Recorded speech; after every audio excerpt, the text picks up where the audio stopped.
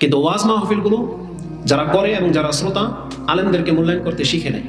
তারা শুধু দেখে কার পপুলারিটি কত বেশি, কার টোন কত সুন্দর, কে কোন ভঙ্গিমায় ওয়াজ করতে পারে, কোন নতুন কিচ্ছা শোনালো, হাত নেড়ে স্টেজ থেকে মাইক টাইক সব ফেলে দিতে পারে, কোন একটা গানকে নকল করতে পারে। এদের ওয়াজ মাহফিলে লোক হয় বেশি, আর তাদের কাছ থেকে মানুষ মজা লাগার জন্য ওয়াজ শোনে। ওয়াজের মাহফিলে যদি মানুষ জ্ঞান অর্জন করার জন্য শিখতো, তাহলে এই জাতি বহু আগেই পরিবর্তন হয়ে যেত। কিন্তু ওয়াজ থেকে মানুষ জ্ঞান অর্জন করার জন্য আসে না। অধিকাংশ মানুষের উপস্থিতি শুধু মজা লাগা থেকে, ব্যক্তি পছন্দ থেকে হয়, যেটা আদৌ উচিত না। বরং এত টাকা খরচ করে, এই সময় ব্যয় করে গণ্যমান্য ব্যক্তিদেরকে দাওয়াত দিয়ে নিয়ে এসে আপনাদেরকে তারা চায় সঠিক কথা শোনানো, যাতে করে সেটা আমরা গ্রহণ করবো এবং আমল করবো। ওই রং রসের ওয়াজগুলোকে অ্যাভয়েড করা উচিত।